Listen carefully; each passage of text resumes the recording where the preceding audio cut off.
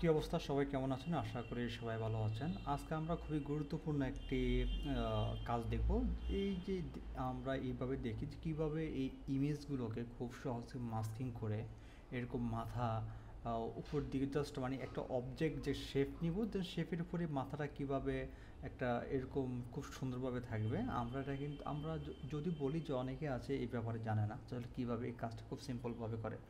অনেকে আছে কীভাবে করে, দেন এটাকে আপনার মাস্কিং করে দেন অনেক সময় মানে এই মাথার যে উপরে যে অংশটা আমরা রাখতে চাচ্ছি ওইভাবে পারফেক্টলিভাবে হয় না, বা অনেকে অনেকভাবে করেন।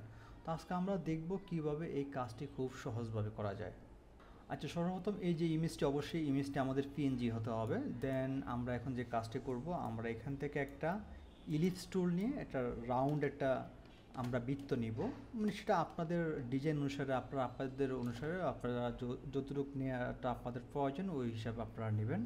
তো আমি এটাকে যে কোনো একটা কালার এখান থেকে দিয়ে দিচ্ছি। দেন আমি এখান থেকে যে কোনো একটা আপনারা কালার দিতে পারেন। আমি এখান থেকে এটাকে ইয়েলো রাখতেছি। হ্যাঁ, দেন এটা অল্টার ব্যাক স্পেস দিয়ে কালারটা আমরা এখানে অ্যাপ্লাই করলাম। স্টক যে কালারটা আছে এটা আপাতত এখান থেকে দরকার নেই। আমাদের যে ইমেজটার উপরে আমরা মূলত কাজ করব, সেই ইমেজটাকে আমরা এইভাবে নিব। আমরা এটাকে একটু ছোটো করে নেব, কন্ট্রোল টি দিয়ে একটু দিয়ে, দেন এই যে উপরে এইভাবে থাকুক। হ্যাঁ, এতটুকু এনাফ। দেন এখান থেকে ওকে। দেন তারপর আমরা যে কাজটি করব, এই যে ইয়েটা আছে, যে ইলিশটা আমরা নিলাম রাউন্ড, জাস্ট এখানে কিবোর্ড থেকে অল্টার যে বাটনটা আছে, অল্টারটা কিবোর্ড থেকে প্রেস করে দেন এখানে ক্লিক।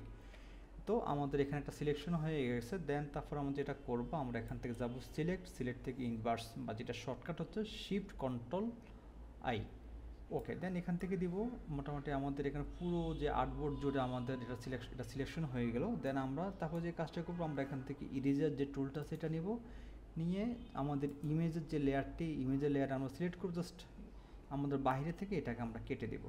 ওকে, খুব স্মুথলিভাবে, খুব প্রপারলিভাবে হয়ে গেছে। দেন আমরা এখন থেকে কিবোর্ড থেকে কন্ট্রোল ডি মানে ডিসিলেক্ট।